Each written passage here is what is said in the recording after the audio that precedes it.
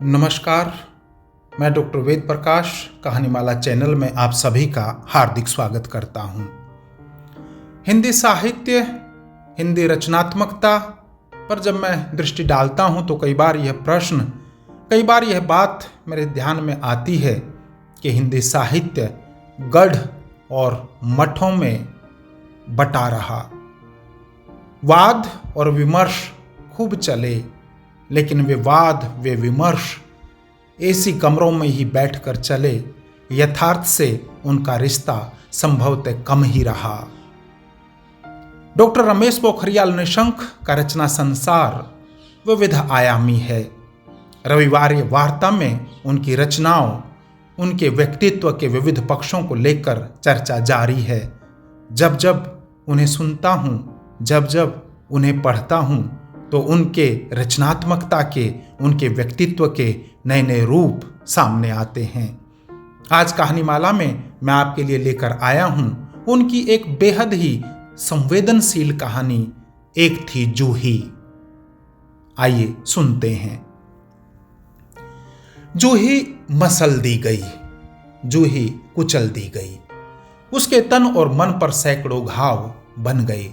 लगता है तन पर कैक्टस उगाए हैं, जिसके कांटे रह रहकर उसी को घायल कर रहे हैं। यही जूही कल तक इतनी खुश थी, बिल्कुल जूही की तरह। जूही की कली खिल उठी थी, प्रसन्नता का भाव मन में आते ही वह पुष्प बन गई थी। सुंदर सा पुष्प, सारी ताजगी अपने में समेटे हुए। एक अत्यंत गरीब परिवार में पैदा हुई जूही बचपन से ही ढेर सा सौंदर्य अपने में समेटे थी। गुलाबी होंठ, काली और बड़ी बड़ी आंखें, तीखी नाक, बचपन से ही वह गोल मटोल गुड़िया सी लगती थी। पिता एक आढ़ती के यहां मजदूरी करते, शहर के कोने में बसी अवैध बस्ती झुग्गी झोंपड़ियों में से एक में वे रहते थे। जूही के पिता बंगाल के सीमावर्ती इलाके से काम की तलाश में अपने गृहनगर से बहुत दूर पंजाब के एक शहर में रहने चले आए थे। वह विवाह हुआ तो पत्नी को भी साथ ले आए। विवाह के 1 वर्ष बाद वह एक पुत्री के पिता बने। नाम रखा गया जूही। यूं तो जूही शब्द का शाब्दिक अर्थ दोनों में से कोई न जानता था, पर उन्हीं दिनों आई एक हिट फिल्म की हीरोइन के नाम पर उन्होंने अपनी इस सुंदर सी बेटी का नाम रखा जूही। जूही जब तक 6 वर्ष की हुई तब तक उसने 3 और भाई बहन इस दुनिया में आ चुके थे। पिता की कमाई से खर्चा चलना बहुत मुश्किल होता जा रहा था, लेकिन इस सब के बावजूद उन्होंने जूही को स्कूल पढ़ने भेजा। 6 वर्ष की जूही जब पहले दिन स्कूल गई तो माता पिता का सीना गर्व से फूल उठा। उन दोनों ने तो कभी स्कूल का मुंह भी न देखा था। शारीरिक सौंदर्य की स्वामिनी जूही का दिमाग भी तेज निकला। स्कूल से घर लौटकर कभी किताब हाथ में लेने को न मिलती। मां घर के कामकाज निपटा सके इसलिए जूही को भाई बहनों को संभालना होता। फिर भी जूही कक्षा में प्रथम आती। यूं तो उस सरकारी स्कूल में उसी की तरह के गरीब बच्चे पढ़ते थे, जिनके माता पिता को उनकी पढ़ाई से कुछ खास सरोकार न था, लेकिन इसके बावजूद जूही ने अपने अध्यापकों के दिल में अपनी जगह बना ही ली। जब तक जूही 4वीं कक्षा में पहुंची तब तक दोनों छोटे भाई भी स्कूल में प्रवेश ले चुके थे। घर में रह गए छोटे बहन और मां। माता पिता अनपढ़ थे, लेकिन बच्चों को पढ़ाना लिखाना चाहते थे, इसलिए हाड़ तोड़ मेहनत करते। पिता देर रात तक काम करते और साथ ही मां ने भी कुछ घरों में काम करना आरंभ कर दिया। तीनों बच्चे स्कूल जाते तो वह छोटी बेटी को गोद में लेकर चल देती काम पर। जूही ने 5वीं कक्षा पास कर ली। छोटे दोनों भाई क्रम से 4थी और 2री में पढ़ रहे थे, लेकिन अब जूही की आगे की पढ़ाई कैसे हो। छोटी बहन भी अब स्कूल जाने लायक हो रही थी। राजकुमारी सी अपनी छोटी बेटी को आगे पढ़ने की लालसा मन में ही दम तोड़ रही थी। सर्वगुण संपन्न अपनी इस बेटी के लिए उन्होंने ढेर सारे सपने देखे थे। बेटी पढ़ाई करेगी, कहीं नौकरी करेगी, उसकी तरह मजदूरी नहीं करेगी, लोगों के झूठे बर्तन नहीं मांजेगी, और फिर एक दिन एक सुंदर सा राजकुमार उसके रूप गुण पर रीझ कर आएगा और उसे ले जाएगा सपनों की दुनिया में, उनकी इस रेतीली पथरीली कांटों भरी दुनिया से बहुत दूर। लेकिन यह क्या, उनके सपने तो उन्हें भी चूर होते नजर आ रहे थे, लेकिन जूही के सपनों को तो भविष्य की उड़ान भरनी थी। सो हल भी निकल आया। स्कूल में प्रथम आने पर उसे वजीफा भी मिल गया और उसकी प्रतिभा को देखते हुए एक अध्यापिका ने मदद भी कर दी। जूही पहुंच गई बड़े स्कूल, जो 6ठी से 12वीं तक का था भी सिर्फ लड़कियों का ही स्कूल। जूही के सपनों को नए पंख मिले, लेकिन आगे की राह इतनी आसान न थी। माता पिता किसी तरह 4 बच्चों की पढ़ाई का खर्चा निकाल रहे थे। दोनों दिन रात हाड़ तोड़ परिश्रम करते ताकि बच्चों का भविष्य उज्जवल हो। जो ही माता पिता की ये हालत देखती तो मन उद्विग्न हो उठता। क्या वह उनकी कोई मदद नहीं कर सकती? लेकिन वह करे भी तो क्या? लेकिन उसने हार न मानी। 8वीं पास करने के बाद उसने शाम को घर पर ही कुछ बच्चों को पढ़ाना शुरू कर दिया। इस पर भी कुछ खास मदद न हो पाती। जिस बस्ती में वह रहती थी वहां लोगों के पास खाने ओढ़ने को ही पूरा नहीं पड़ता, तो बच्चों की ट्यूशन की फीस कहां से लाते? मां, मैं भी शाम को तुम्हारे साथ घर काम पर चलूंगी। एक दिन अपने मन की पीड़ा उसने मां के सामने बोल ही दी। मां चौंक गई। ये क्या कह रही है बेटी? उनकी बेटी दूसरों के घरों में बर्तन धोएगी, झाड़ू लगाएगी?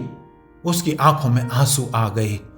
14-15 वर्ष की जूही की ज्यों-ज्यों उम्र बढ़ रही थी, सौंदर्य उससे भी दोगुनी गति से बढ़ रहा था। मां उसके चेहरे की ओर देखकर कांप उठी। किसी घर में काम करेगी यह? न जाने किसकी कुदृष्टि इसे लील जाएगी, क्या पता। इतने घरों में इतने वर्षों से काम करते हुए न जाने कितने भेड़ियों की लोलुप निगाहों से अपने को बचा पाई थी वह। लेकिन क्या यह मासूम बच्ची बच पाएगी अपने आप से? भय और कुविचार से उसके रोंगटे खड़े हो गए। जूही को उसने अपने सीने से लगा लिया, अपने आंचल में छुपाना चाहती थी उसे, लेकिन अब तो जूही उससे भी लंबी हो चुकी थी। उसकी यह चेष्टा भी व्यर्थ हुई। जब तक हमारे हाथ पैर चल रहे हैं तब तक तुझे कुछ भी करने की जरूरत नहीं, बस इतना ही कहा उसने। लेकिन कहां रह पाए दोनों के हाथ पैर सलामत। भारी सामान टेम्पो में लादते वक्त टेम्पो असंतुलित हो पिता के ऊपर ही गिर पड़ा। जान तो बच गई, लेकिन इलाज के अभाव में दोनों पैरों की शक्ति जाती रही। जूही तब 10वीं में पढ़ रही थी। पिता बिस्तर से आ लगे थे। मां इस हालत में चिड़चिड़ी हो गई।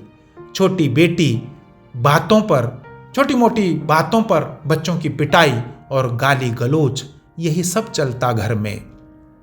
जूही समझ गई, बहुत हो गई पढ़ाई, अब तो कुछ न कुछ काम ढूंढना ही होगा। किसी तरह उसने 10वीं के इम्तिहान दिए और फिर काम की तलाश में जुट गई। जूही के साथ स्कूल में पढ़ती थी निर्मला। उसी की तरह गरीब तो नहीं, लेकिन बहुत अच्छे हालात भी न थे उनके घर के। उसकी परिचित कोई निम्मो आंटी घर पर ही लड़कियों से अचार, पापड़, बड़ी इत्यादि बनवाती और उन्हें बाजार में बेचती।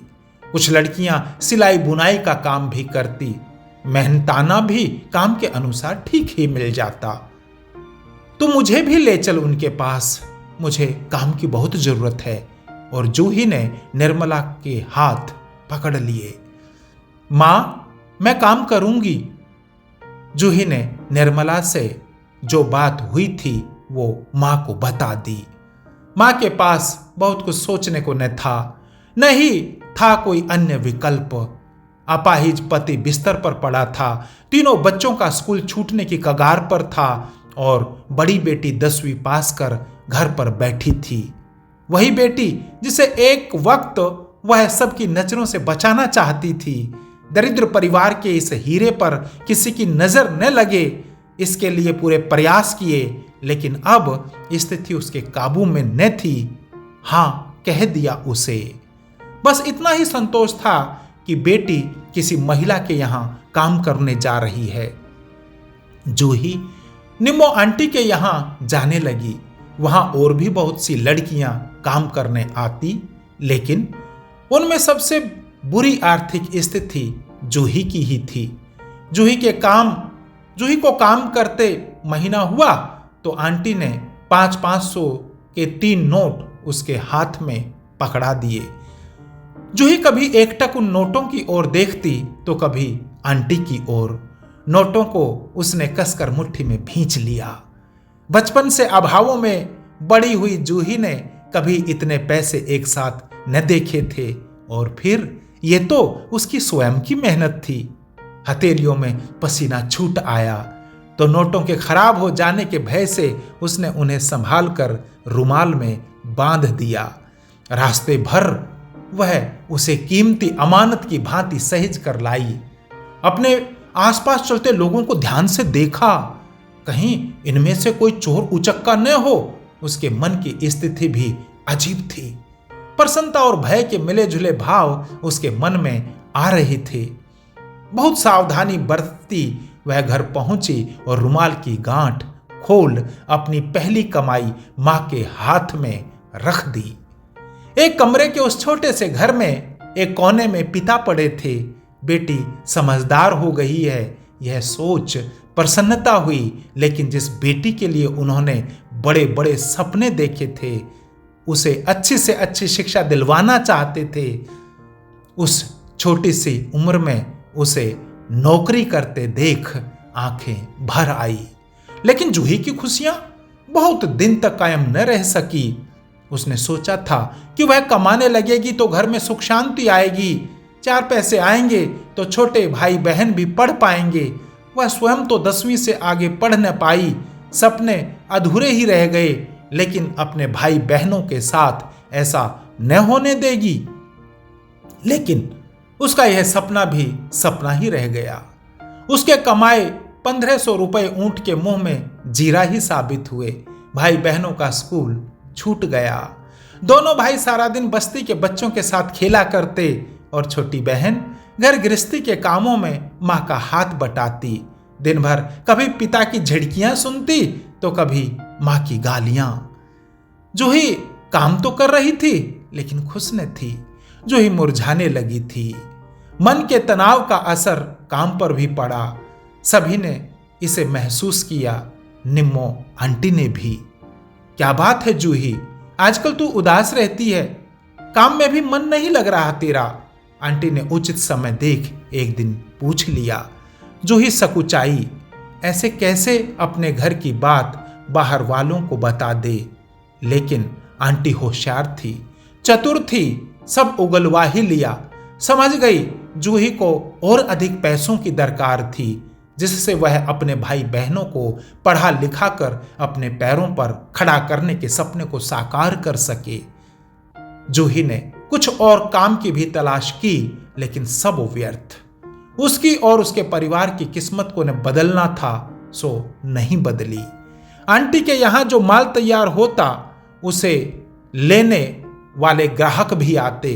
आंटी का मन हुआ कि उनमें से किसी से जूही की मदद करने को कहे।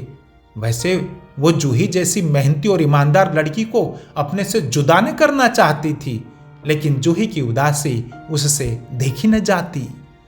आंटी के ग्राहकों में एक था सुमित, 30-32 वर्षीय सुदर्शन युवक। अच्छा काम चलता उसका, जान पहचान भी खूब थी। शहर के बड़े बड़े लोगों में उठना बैठना था, व्यवसाय में मदद करता रहता था। बेटा मदद कर इसकी, बहुत परेशान है ये। आंटी ने सुमित से बात करना उचित समझा। सुमित ने ध्यान से जूही की ओर देखा। उसने निगाहें झुका ली। कितना पढ़ी हो? 10वीं तक। टाइप वाइप करना जानती हो? ना। जूही ने ना में सिर हिलाया। सुमित ने आश्वासन तो दिया, लेकिन जूही को उसकी बातों में आशा की कोई किरण नजर नहीं आई।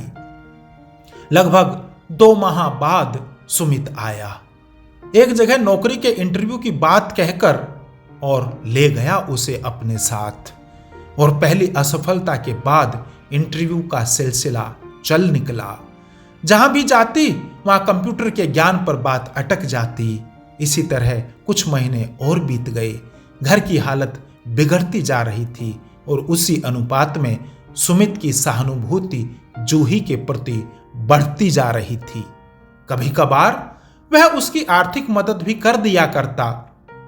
जूही को ठीक न लगता, लेकिन आंखों के आगे बीमार पिता व बस्ती में इधर उधर घूमते भाई बहन का चेहरा घूम जाता। तुम ऐसा करो, आंटी के यहां से फारिग होने के बाद मेरे ऑफिस में आकर कंप्यूटर सीख लिया करो।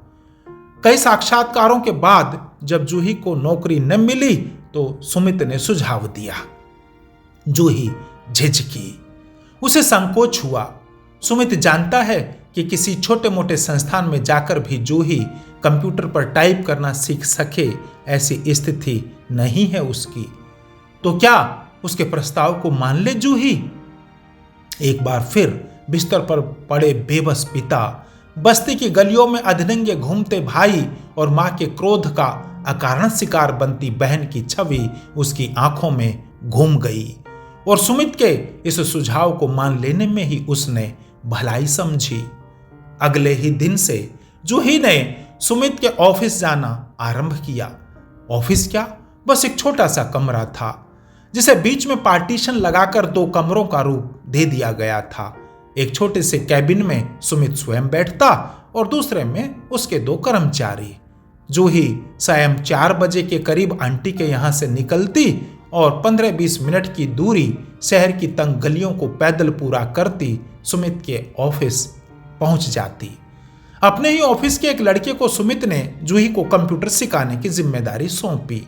स्वयं भी कभी कभी उसकी प्रगति की जानकारी ले लिया करता। जूही खुश थी, बहुत खुश।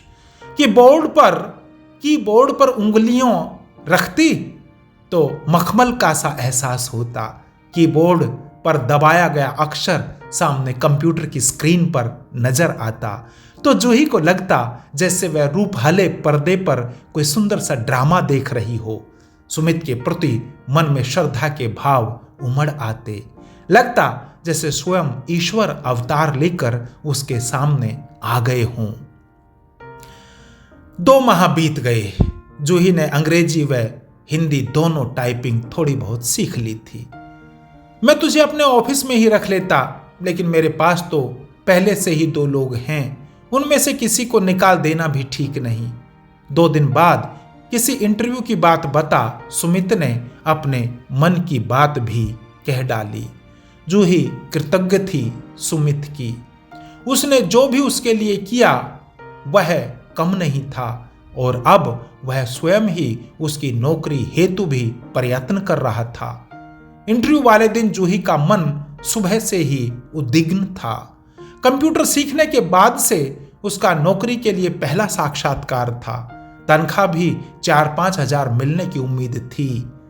क्या वह सफल हो पाएगी? उसने ईश्वर से प्रार्थना की कि उसको सफलता दे, जिससे वह अपने अपाहिज पिता का इलाज करा सके, उसके छोटे भाई बहन स्कूल जा सके और उसका ये छोटा सा घर स्वर्ग बन सके। बहुत यत्न से सिरहाने के नीचे तह करके रखा हुआ था उसने अपना सबसे अच्छा सूट। उसे निकाला, तैयार हुई, एक बार फिर ईश्वर की तस्वीर के सामने सिर नवाया और घर से बाहर कदम रखा। कुछ कदम चली ही थी कि 2 बिल्लियां आपस में लड़ती गुर्राती उसके सामने से निकल गई। जूही के कदम ठिठक गए। किसी अपशकुन के डर से नहीं, बल्कि बिल्लियों के गुर्राने की आवाज के डर से। उसे लगा ये दोनों अभी उस पर झपट पड़ेंगी। उसके पैर कांप गए, दिल धक से रह गया। बिल्लियां थोड़ी दूर भाग गई तो उसने चैन की सांस ली और चल पड़ी अपने गंतव्य की ओर। बस्ती से बाहर निकलते ही सुमित गाड़ी लेकर खड़ा था। अच्छी लग रही हो, सुमित ने गाड़ी का दरवाजा खोलते हुए कहा। जूही मुस्कुरा दी और अंदर आकर बैठ गई। गाड़ी शहर की सड़कों पर फर्राटे भरने लगी।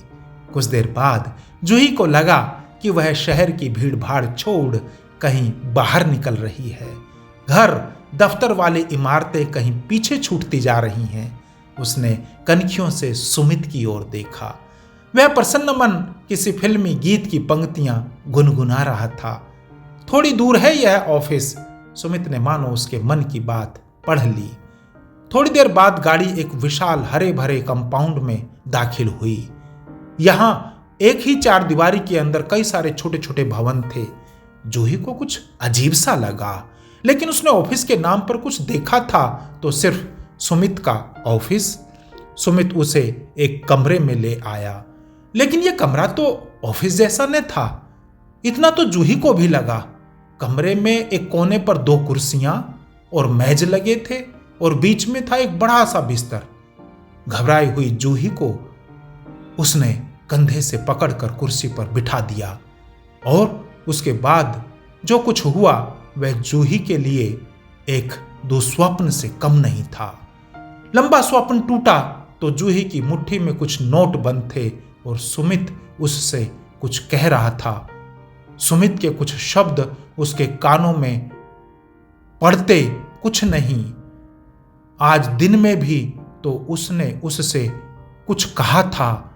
दोनों बार कहे गए शब्द उसके दिमाग में गड़बड़ हो रहे थे। कौन से शब्दों पर भरोसा करे जूही? तुम मुझे बहुत अच्छी लगती हो। जिस दिन से तुम्हें देखा तुम्हारी मेहनत, तुम्हारी सच्चाई मुझे बहुत अच्छी लगी। अपने घर के लिए, अपने परिवार के लिए कुछ करने का जज्बा मुझे अच्छा लगा। निष्प्राण सी जूही उसकी बातें कुछ सुन पा रही थी, कुछ नहीं। सोच रही थी जब ऐसा ही था तो ये घोर पाप क्यों किया उसने उसके साथ। जिसे अच्छा मानते हैं उसे गंदा करते हैं क्या? तू बहुत सुंदर लग रही थी आज, रोक नहीं पाया अपने आप को। जो सजा तू देना चाहे वो स्वीकार है मुझे। और सुमित ने सिर झुका लिया। कुछ देर कमरे में मौन पसरा रहा। सुमित का सिर अपने द्वारा किए गए अपराध से झुका था तो जूही का सिर अपने आप पर हुए अपराध के संताप से। तू तैयार हो जा, इंटरव्यू के लिए चलना है अब। जूही बाथरूम में घुस गई, नल खोला और उसके बहने की आवाज में अपने मुंह को दबाती फूट फूट कर रो पड़ी। देर तक वो नहाती रही। उसे लग रहा था कि पानी के साथ साथ उसके तन पर लग गई गंदगी भी बह रही है। नहाकर जब वो बाहर निकली तो सुमित कमरे में न था। थोड़ी देर में दरवाजा खुला, लेकिन आगंतुक सुमित ने था।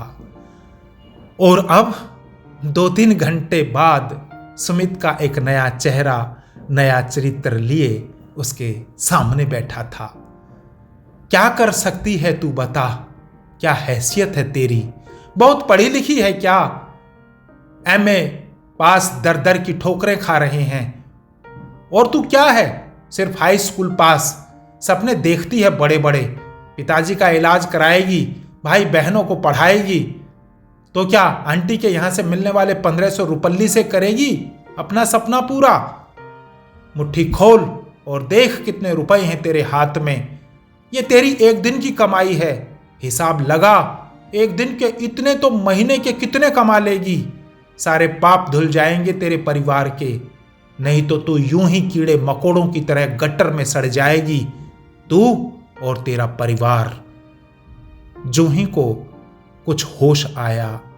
कुछ देर पहले ही तो उसके हाथ में ये रुपए ठूंसे थे सुमित ने। तो क्या ये रुपए उसकी देह का मूल्य थे, जिसे उसने स्वयं भी भोगा और दूसरे को भी? छी! घृणा से उसे उबकाई आने को हुई, लेकिन न जाने किस लालचवश रुपयों पर से उसकी पकड़ ढीली न हुई। सुमित को उसने आग्नेय नेत्रों से घूरा। ऐसे क्यों देख रही है? देख, जज्बाती होकर कुछ नहीं मिलेगा। तू सुंदर है, छोटी है अभी, बस एक यही तो योग्यता है तेरे पास, तो फायदा उठा न इसका, कर दे अपने परिवार की दरिद्रता दूर। कितने पैसे होंगे ये, जूही ने सोचा। गोद में रखे अपने हाथ की मुट्ठी को थोड़ा सा खोलकर कुल धनराशि जानने की उत्सुकता उसके मन में जगी। 500-500 के नोट लग रहे थे। पिछले कितने ही महीनों से आंटी ने 500-500 के 3 नोट ले रही थी जूही। उसकी मोटाई का अंदाजा था उसे। उसने मुट्ठी में जकड़े नोटों की मोटाई उससे तो ज्यादा ही थी। कितने होंगे? 2000, 2500, शायद इतने ही। एक दिन में 2500 तो एक महीने में कितने? यह गणना तो उसके सपनों से कहीं आगे की थी, इतनी अधिक कि जिसका उसे कभी सपना भी न आया। इतने रुपयों में पिता का ढंग से इलाज हो सकता है, मां को घरों के झाड़ू बर्तन से मुक्ति मिल सकती है और उसके तीनों भाई बहन स्कूल जा सकते हैं। उस गंदी बस्ती के कचरे से निकलकर वह कहीं और पक्का घर किराए पर ले सकती है। एक इज्जत की जिंदगी जैसे साहब लोगों की होती है। लेकिन उसकी स्वयं की इज्जत, उसका क्या? किसी न किसी दिन उसके माता पिता भाई बहन को पता लगना ही है कि इतना पैसा कहां से आ रहा है। उस दिन उनकी नजरों का सामना कर पाएगी क्या वह? बता पाएगी उन्हें कि उन्हें गंदगी के दलदल से निकालकर स्वयं किस कीचड़ में जा फंसी है वह? जूही के चेहरे पर भाव आ जा रहे थे। एक चतुर खिलाड़ी की भांति सुमित उसके भाव पढ़ने की कोशिश कर रहा था। जूही के घर की स्थिति भी जानता था वो, और जूही की मनस्थिति भी। एक चतुर बहेलिये की भांति जाल में आ फंसी चिड़िया को फड़फड़ाते देख रहा था वह। ऐसी न जाने कितनी चिड़ियाओं को अपने जाल में फंसाकर शांत कर चुका था सुमित। फिर यह क्या चीज थी उसके सामने? ज्यादा मत सोच इस बारे में। बस अब तो यही सोच कि तेरे कारण तेरे परिवार की दशा सुधर रही है।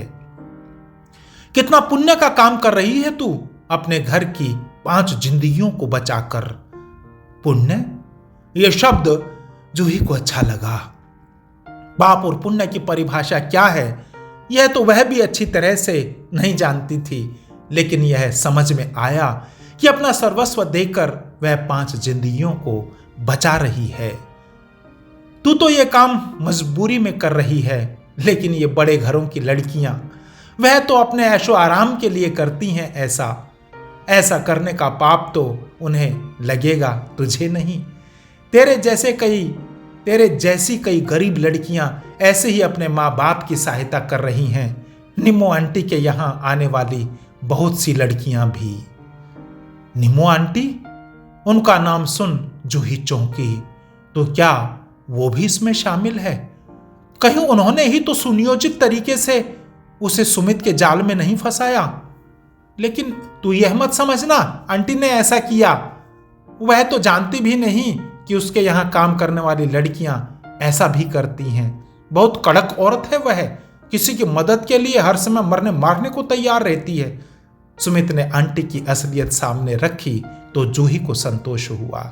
चल अब तुझे घर छोड़ दूं, सुमित ने कहा तो यंत्रवत नोटों को मुट्ठी में दबाए जूही उठ खड़ी हुई। रैन बसेरा होटल एंड रिजॉर्ट। बाहर निकलते ही उसकी निगाह वहां लगे बोर्ड पर पड़ी। होटल और रिजॉर्ट का मतलब ऑफिस तो बिल्कुल नहीं होता, और अब ये उसकी समझ में आ चुका था।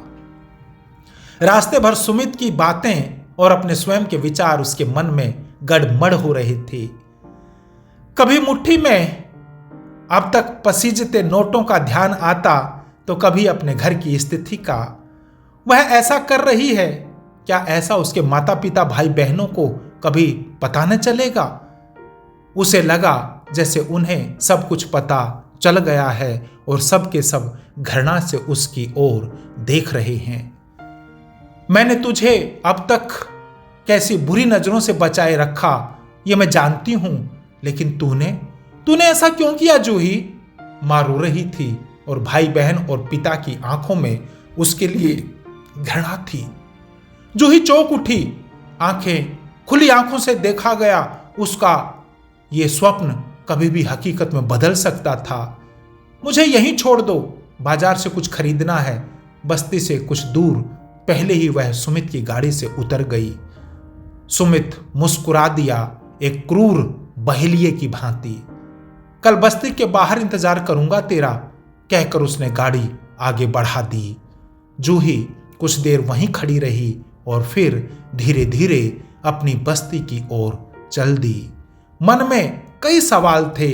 एक मन कहता वो सुमित की बात मान ले और अपनी इस पाप की कमाई से अपने घर वालों, अपने परिजनों के लिए एक स्वर्ग खरीद ले। लेकिन दूसरा मन उसे मानने को तैयार न होता। गरीब घर की होते हुए भी माता पिता ने बचपन से जिन संस्कारों को उसकी पीठ पर लाद दिया था, उनसे मुंह मोड़ने का साहस न होता। जूही अपनी ही धुन में बढ़ी जा रही थी कि उसने एक आदमी के चिल्लाने की आवाज सुनी। वह एक अधबनी इमारत के सामने खड़ी थी। कई मजदूर वहां काम कर रहे थे। एक महिला मजदूर अपनी अधफटी धोती से किसी तरह अपनी इज्जत को ढांप भूख से बिलखते बच्चे को दूध पिलाने उठी ही थी कि ठेकेदार का आदमी चिल्ला पड़ा, तनख्वाह पूरी चाहिए तुझे और काम धेले भर का नहीं। जब देखो तब इस बच्चे को बहाना लेकर काम चोरी, कभी उसे दूध पिलाना है तो कभी इसकी बीमारी का बहाना। वह आदमी क्रोध से उस मजदूरन पर चिल्ला भी रहा था और साथ ही अजीब से नेत्रों से उसके उघड़ गए तन को भी घूर रहा था। उसकी नजरों को भाप मजदूरन ने घृणा से उस ओर थूक दिया और जूही को आज दिन में जो कुछ भी हुआ उसकी याद दिला गया। साला चोट्टा कहीं का, मजदूरन ने उसे एक भद्दी गाली दी। इसको अपना सब कुछ दे दूं तो बिना काम के तनख्वाह दे दे ये मुझे। इसके बस में न आई। मैं तो इतनी मेहनत के बाद इस रोते से बालक को दूध भी नहीं पिलाने देता। और उसने बच्चे को स्तन से हटा फिर तसला उठा लिया। यह सुनकर तो जूही की जैसे सारी दुनिया दुविधा ही दूर हो गई। अनपढ़ मजदूरन, जिसका पति भी शायद यहीं कहीं मजदूरी कर रहा है, अपने साथ होने वाले किसी अन्याय की शिकायत भी कहां करे वह बेचारी। लेकिन फिर भी अपना सम्मान बचाकर ठेकेदार की ज्यादतियां सहन कर रही है। वह चाहती तो ठेकेदार की इच्छा पूरी कर आराम की जिंदगी जी सकती थी, काम भी न करना पड़ता और बच्चे को भी ढंग से पाल पाती। लेकिन उसने यह रास्ता न चुना। समाज के अत्यंत निचले व साधनहीन तबके से होते हुए भी अपना सम्मान बचाए हुए है, मजदूरी भी कर रही है तो सिर उठाकर, तो फिर वह ऐसा क्यों नहीं कर सकती? वह तो 10वीं पास है, आंटी के यहां सम्मानजनक नौकरी भी कर रही है। सुमित ने इतना तो किया ही है कि उसे कंप्यूटर पर उंगली चलाना तो सिखा ही दिया। वह और मेहनत कर सकती है, कहीं टाइपिंग करेगी, कुछ भी करेगी, लेकिन जो सुमित चाहता है वह हरगिज नहीं करेगी। मन के सारे भ्रम दूर हो चुके थे। यूं तो संध्या का वक्त था, लेकिन जूही के जीवन में नई सुबह के उजाले ने प्रवेश किया था। मुट्ठी में बंद पैसे उसने उसी मजदूर औरत के हाथ में थमाए और तेजी से वहां से निकल पड़ी। घर जाने की बजाय उसने निम्मो आंटी के घर की राह पकड़ी। उनके साथ पुलिस थाने जाकर सुमित को सबक भी तो सिखाना था, ताकि वह किसी और जूही को कुचलने की, मसलने की हिम्मत न कर सके। धन्यवाद। आशा करता हूं कि यह कहानी पसंद आई होगी। आज भी न जाने कितनी जूही ऐसे ही बहुत सारे सुमित जैसे लोगों की कुदृष्टि का शिकार होती हैं, लेकिन चुप रहती हैं अपनी मजबूरी के कारण। कुछ कम ही जूही ऐसी होती हैं जो निम्मो आंटी जैसी महिलाओं के साथ पुलिस के पास जाकर सुमित जैसे लोगों को सबक सिखाना चाहती हैं या सबक सिखाने का प्रयास करती हैं। आइए महिलाओं को, नारी को भी सम्मान की दृष्टि से देखने का, रखने का प्रयास करें। वह भी इंसान हैं। गरीब या अमीर, सबका सम्मान, सबकी इज्जत बराबर है। डॉक्टर निशंक की यह बेहद संवेदनशील कहानी आपको पसंद आई होगी। नमस्कार।